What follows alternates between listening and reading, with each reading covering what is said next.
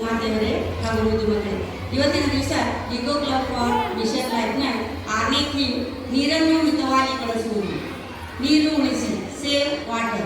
ನೀರನ್ನು ಮಿತವಾಗಿ ಬಳಸಬೇಕು. ಯಾಕಂದ್ರೆ ನೀರು ಜೀವನಕ್ಕೆ ಅತಿ ಮುಖ್ಯವಾದಂತಹ ಸಂಪನ್ಮೂಲ ಆಗಿದ್ದು, ಜನಸಂಖ್ಯೆ ಹೆಚ್ಚಾದಂತೆ ನೀರಿನ ಲಭ್ಯತೆ ಕಡಿಮೆ ಆಗ್ತಾ ಇದೆ, ಮಳೆ ಪ್ರಮಾಣ ಕುಸಿತಾ ಇದೆ ಮತ್ತು ಅಂತರ್ಜಲ ಬತ್ತುತ್ತಾ ಇದೆ. ಆದ್ದರಿಂದ ಮುಂದಿನ ಪೀಳಿಗೆಗಾಗಿ ಮತ್ತು ನೀರಿನ ಅಭಾವ ತಡೆಯಲು ನೀರನ್ನು ಪೋಲು ಮಾಡದೆ ಸಂರಕ್ಷಿಸುವುದು ನಮ್ಮೆಲ್ಲರ ಕರ್ತವ್ಯವಾಗಿದೆ. ನೀರು ಉಳಿಸಲಿಕ್ಕೆ ಕೆಲವೊಂದು ಸಲಹೆಗಳನ್ನು ಇಲ್ಲಿ ಹೇಳ್ತಾ ಇದ್ದೇನೆ. ಹಲ್ಲುಜ್ಜುವಾಗ, ಮುಖ ತೊಳೆಯುವಾಗ ನಲ್ಲಿಯನ್ನು ಆಫ್ ಮಾಡಿ ತಂಬಿಗೆಯಲ್ಲಿ ನೀರು ತುಂಬಿಟ್ಕೊಂಡು ತೊಳ್ಕೋಬೇಕು. ಸ್ನಾನಕ್ಕೆ ಶವರ್ ಬದಲಿಗೆ ಬಕೆಟ್ ಅನ್ನು ಬಳಸಬೇಕು. ನಲ್ಲಿಗಳು, ಪೈಪ್ಗಳು ಅಥವಾ ಟ್ಯಾಂಕ್ಗಳಿಂದ ನೀರು ಸೋರಿಕೆ ಆಗ್ತಾ ಇದ್ರೆ ತಕ್ಷಣ ದುರಸ್ತಿ ಮಾಡಿಸಬೇಕು. ತರಕಾರಿ ತೊಳೆದಂತ ನೀರು ಅಥವಾ ಆರ್ಒ ಫಿಲ್ಟರ್ನಿಂದ ಬರ್ತಕ್ಕಂಥ ತ್ಯಾಜ್ಯ ನೀರನ್ನ ಗಿಡಗಳಿಗೆ ಅಥವಾ ಸ್ವಚ್ಛಗೊಳಿಸಲಿಕ್ಕೆ ಬಳಸಬೇಕು.